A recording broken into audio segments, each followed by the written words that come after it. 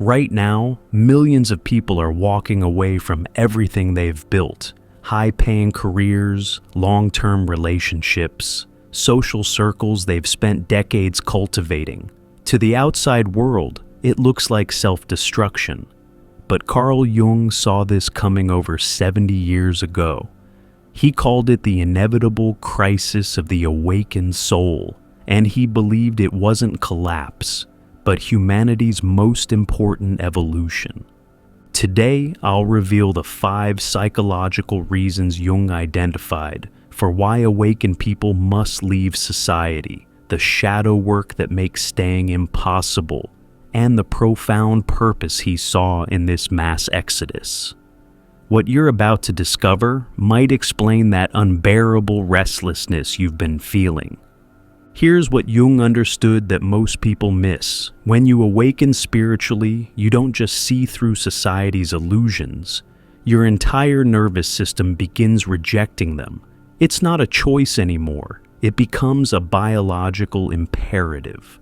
Your body literally cannot tolerate what it once accepted. And Jung believed this wasn't a bug in human psychology. It was a feature designed to push humanity toward its next evolutionary leap. But here's where it gets fascinating. Jung called it the disintegration of the persona. Most people don't realize they're wearing a mask until it starts cracking. This mask, what Jung termed the persona, is every role you've learned to play. The professional you, the social you, the family you. It's not fake exactly, it's adaptive. It helped you survive. But here's what happens during spiritual awakening. You start seeing the mask as separate from your true self. Suddenly, you're watching yourself perform in meetings, pretend to care about small talk, fake enthusiasm for things that feel hollow. It's like becoming conscious during a dream and realizing you've been sleepwalking your entire life. Jung documented case after case of successful individuals who reached this point and couldn't continue. One patient, a prominent banker, told Jung, "I sit in board meetings discussing millions, and all I can think is, we're all pretending this matters.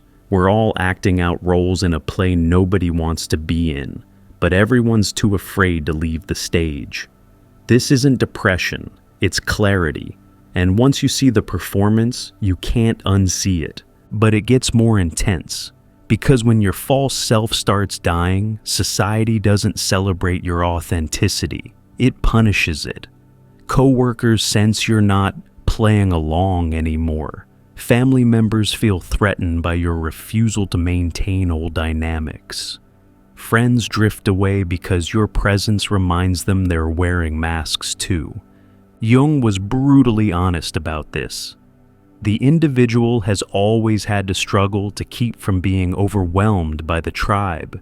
If you try it, you will be lonely often and sometimes frightened. But no price is too high to pay for the privilege of owning yourself. This ownership of self, what Jung called individuation, requires leaving the spaces where your false self is demanded. You literally cannot complete your psychological evolution while performing your old role. It's not about judgment or superiority. It's about incompatibility. An awakened consciousness trying to operate through a false persona is like trying to run new software on outdated hardware. The system crashes. And this crash leads directly to the second transformation. This is where Jung's work gets revolutionary. Most people think awakening means becoming more light, more positive, more spiritual. Jung said the opposite. True awakening requires descending into your shadow. All the parts of yourself society taught you to hide, deny, repress. Here's the problem. Modern society is built on shadow projection. We externalize our darkness onto others. Other political parties, other nations, other races, other classes. This projection is what maintains social cohesion. Everyone agrees who the bad guys are, and this agreement creates tribal belonging. But when you start integrating your shadow, something terrifying happens. You can't project anymore. You see your own capacity for everything you judge in others, your own greed when you condemn billionaires, your own authoritarianism when you fight against control, your own unconsciousness when you judge the sleeping masses. Jung wrote, "Everything that irritates us about others can lead us to an understanding of ourselves." But here's what he didn't say loudly enough. When you stop projecting, you become deeply disturbing to those who still need their projections. I'll give you a real example. During spiritual awakening, many people recognize their own narcissistic shadows, the parts that crave specialness, superiority, enlightenment itself, as an ego achievement. When you own this instead of projecting it, you stop playing the game of who's more evolved. But in spiritual communities that run on hidden hierarchies of consciousness, your refusal to play makes you dangerous. You can't condemn this unconscious masses because you see your own unconsciousness. You can't rage against the system because you recognize your own participation in it. You can't even fully blame those who hurt you because you see how you've hurt others in similar ways. This isn't about excusing harmful behavior. It's about recognizing what Jung called the collective shadow. We're all participating in the darkness we claim to oppose. And once you see this, you can't participate in society's projection games anymore. Society needs its scapegoats, its villains, its others to define itself against. When you withdraw your projections, you withdraw the energy that maintains these social structures. You become psychologically unusable to the collective. And the collective, sensing this, begins to push you out. Most people stop here, but the third transformation changes everything. Jung discovered something that sounds mystical, but is psychologically precise. Awakened consciousness doesn't experience time the way society demands. He called this the reality of the psyche, the fact that psychological time is circular, synchronistic, meaningful in ways that defy clock time. Think about how society functions. Schedules, deadlines, 5-year plans, retirement savings. Everything is built on linear time. The assumption that life moves from point A to point B, that progress means moving forward, that success can be measured in accumulated years of achievement. But here's what happens in awakening. You start experiencing what Jung called synchronicities, meaningful coincidences that suggest reality is more like a web than a line. Past, present, and future start bleeding into each other. You have dreams that predict events. You think of someone and they call. You see patterns and symbols that seem to be speaking directly to you. Jung wasn't being mystical here. He was observing that consciousness, when it expands, begins operating according to what he called a causal orderedness, an organizing principle beyond cause and effect. This is why awakened people often seem out of sync with society. They literally are. They're operating on psychological time while society demands mechanical time. One of Jung's patients, a successful engineer, described it perfectly. I sit in planning meetings where we map out the next quarter and I want to laugh. Not from arrogance, but from absurdity. I'm experiencing time as this flowing, living thing where past traumas are more real than tomorrow's deadline, where a dream feels more significant than a business contract, where a moment of presence contains more value than a year of productivity. You can't explain this to someone living in linear time. How do you tell your boss that you can't commit to the 5-year plan because you're experiencing temporal dissolution? How do you explain that scheduling feels like violence to your psyche when you're learning to follow what Jung called the natural rhythm of the individuation process. This temporal incompatibility becomes unbearable. You're asked to show up at 9 a.m. when your soul is still processing a dream. You're expected to move on from grief when psychological time has you still in the depths of loss. You're pushed to plan your future when you're being called to stay present to what's dying. Society's time is mechanical. The self's time is organic. And once you've shifted to organic time, mechanical time feels like prison. If you're recognizing these patterns, your false self dying, unable to project shadows anymore, feeling out of sync with mechanical time, you're not going crazy. You're going sane in an insane world. The leaving isn't giving up, it's growing up into who you really are. Before we explore the final 2 reasons awakened, people must leave, subscribe, and hit the notification bell to join thousands navigating this transformation together. Share in the comments which of these 3 transformations you're experiencing most intensely. Your honesty might give someone else permission to honor their own psychological evolution. Now, these next 2 reasons reveal why Jung believed this exodus wasn't just personal, it was collective destiny. This is where Jung's genius becomes almost prophetic. He understood that awakened individuals don't just become conscious of their own unconscious, they become painfully aware of the collective unconscious surrounding them. And this awareness, he argued, creates an almost unbearable psychological burden. Imagine suddenly being able to see everyone's shadows, not through judgment, but through direct perception. You walk into a room and feel the unprocessed grief 3 generations deep. You sit in a meeting and sense the childhood wounds driving every power play. You watch the news and see not current events, but ancient patterns repeating, what Jung called archetypal possessions playing out on a mass scale. Jung wrote, "The meeting with oneself is, at first, the meeting with one's own shadow. The shadow is a tight passage, a narrow door, whose painful constriction no one is spared, who goes down to the deep well. But here's what happens after you've gone through that narrow door. You realize almost everyone around you is still avoiding it.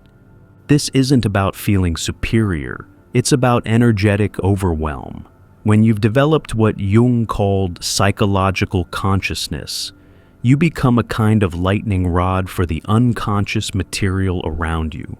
Other people's repressed emotions, denied shadows, and unintegrated traumas start constellating around your awareness. One of Jung's female patients described it hauntingly. "I used to think I was highly sensitive. Now I understand I'm highly conscious. I don't just feel others' emotions, I feel what they refuse to feel. I carry not just my own shadow, but the shadows of everyone who won't carry theirs. It's like being awake in a world of sleepwalkers and absorbing all the dreams they won't remember." This is why awakened people often develop chronic illness, anxiety, or exhaustion that no doctor can explain. They're not just processing their own psychological material, they're involuntarily processing the collective unconscious of their environment. Jung called this participation mystique, a psychological state where boundaries dissolve and you carry what isn't yours. Society doesn't just fail to recognize this burden, it actively exploits it. Awakened individuals become unofficial therapists for everyone around them. Energy vampires seek them out instinctively. Narcissists target them because they sense someone who sees deeply and might offer the unconditional acceptance they crave. Unconscious family systems designate them as the identified patient, the one who carries the symptoms of the entire system's dysfunction. And here's the crucial point Jung made. You cannot heal or integrate at the level of consciousness while surrounded by those committed to unconsciousness. It's like trying to get sober in a bar. The environment itself maintains the disease. This is why isolation isn't antisocial for awakened beings. It's psychologically necessary. What looks like withdrawal is actually what Jung called the transcendent function, creating space for a new level of consciousness to emerge that can bridge the opposites and birth something genuinely new. But the fifth and final reason is perhaps the most profound of all. Jung's most revolutionary idea was that within each person exists what he called the self. Not the ego, not the persona, but an organizing center of the whole psyche that knows your true purpose. And here's the terrifying truth. The self's agenda has nothing to do with society's agenda. Society wants you productive, compliant, consuming. The self wants you whole, authentic, individuated. Society values external achievement. The self values internal integration. Society measures success by accumulation. The self measures it by how much illusion you've shed. Jung observed that when people reach a certain level of awakening, they start receiving what he called demands from the self, powerful internal directives that often contradict everything that seems logical or safe. Leave the marriage that looks perfect but feels dead. Quit the job that pays well but kills your soul. Move to a place that makes no sense but calls to your depths. These aren't whims or midlife crises. They're what Jung called the self-regulating function of the psyche, your deepest wisdom correcting course, often dramatically. The self doesn't care about your comfort. It cares about your completion. Here's what makes this so difficult. The self's calling often requires betraying everyone else's expectations, your parents' dreams for you, your partner's need for security, your own ego's attachment to identity and status. Jung was blunt about this. The privilege of a lifetime is to become who you truly are. But that privilege requires what feels like betrayal to everyone who needed you to stay who you were. One of Jung's most profound case studies involved a successful doctor who kept having dreams of living in a simple cabin in the mountains, writing poetry. For years, he dismissed these dreams as escapist fantasy. But they intensified, became demanding, turned into physical symptoms, chest pains that had no medical cause, anxiety that no medication could touch. Finally, at 52, he left everything. His colleagues called it a breakdown. His family staged interventions.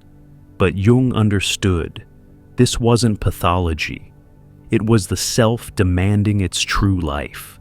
The man spent his remaining years in solitude, writing profound spiritual poetry that was published after his death. He told Jung, "I had to choose between dying as a successful doctor or living as a failed poet. The self chose life." This is the ultimate reason awakened people leave society. They're called to a life that society cannot understand, validate, or support. It's not about rejecting the world, but about accepting a mission that requires leaving the world's terms. Jung saw this happening on a mass scale. He predicted that as humanity approached what he called the spiritual problem of modern man, more and more individuals would be called to leave collective life and pioneer new ways of being. Not as escapism, but as evolution. Not as spiritual bypassing, but as psychological necessity. The self's call is non-negotiable. You can delay it, medicate it, rationalize it away. But Jung observed that it only gets louder, more insistent, more creative in its disruption of your false life. Physical symptoms, relationship crises, professional failures, all orchestrated by the self to free you from a life that was never yours. But here's what most people miss about Jung's vision. He didn't see this exodus as the end. He saw it as the beginning. The leaving isn't about permanent isolation. It's about what he called the return of the transformed. Jung understood that awakened individuals don't leave society to escape it, but to transform at a depth that's impossible while embedded in collective unconsciousness. It's like a caterpillar entering the chrysalis. The dissolution isn't death, it's metamorphosis. But you cannot become a butterfly while other caterpillars are telling you to stay in formation. He observed a pattern. Those who honored the leaving, who completed their individuation in solitude or small conscious communities, eventually developed what he called the transcendent function, an ability to bridge the conscious and unconscious, the individual and collective, the spiritual and material. These individuals don't return to society as it was. They return as what Jung called carriers of consciousness, people whose very presence catalyzes awakening in others, not through preaching or teaching, but through embodiment. They've integrated their shadows so deeply that they don't trigger others' projections. They've transcended linear time so completely that they bring presence to every interaction. They've answered the self's call so fully that they inspire others to hear their own. Jung saw this as humanity's evolutionary strategy. Not everyone awakens at once. That would be collective chaos. Instead, individuals are called out, transformed, and return to seed new consciousness. Each wave makes it easier for the next. What seems like societal breakdown is actually breakthrough in slow motion. Here's the ultimate paradox Jung identified. You can only truly serve society by leaving it. You can only heal the collective by separating from it. You can only bring light by first descending into your own darkness, alone. This isn't spiritual bypassing or elite escapism. It's psychological law. You cannot give what you don't have. You cannot lead where you haven't been. You cannot awaken others while you're still asleep. The leaving is preparation for a different kind of return. Not to fit back in, but to help birth what's trying to emerge. Jung saw the signs everywhere in his time. The mental health crisis, the meaning crisis, the spiritual emptiness despite material abundance. He predicted it would intensify until enough individuals answered the call to leave, transform, and return with new consciousness. We're living in that intensification now. The mass exodus isn't social collapse, it's social evolution. Each person who leaves to answer their self's calling weakens the old structure and strengthens what's being born. It looks like destruction because we can only see what's dying, not what's gestating. So here's what Jung wants you to understand. If you're feeling the unbearable pressure to leave, your career, your relationship, your entire way of life, you're not failing. You're being called. The discomfort isn't weakness. It's growth trying to happen. The isolation isn't punishment. It's preparation. Your false self needs to die for your true self to be born. Your shadows need integration for your light to be genuine. Your participation in collective time needs to end for your unique timing to emerge. The collective unconscious needs to be left for your individual consciousness to flourish. And ultimately, society's agenda needs to be abandoned for your self's purpose to be revealed. Remember, the 5 transformations aren't sequential, they're simultaneous. The death of the false self, shadow integration, temporal shift, collective burden, and the self's call all weave together into one movement. Individuation. The becoming of who you truly are. This isn't easy. Jung never promised it would be. He promised it would be real. And in a world of illusions, reality is the ultimate revolution. If you're being called to leave, if you're already in the leaving, or if you've left and are finding your way in the unknown, you're not alone. You're part of what Jung saw as humanity's most important transformation. Subscribe to this channel and hit the notification bell to join thousands of souls navigating this evolution together.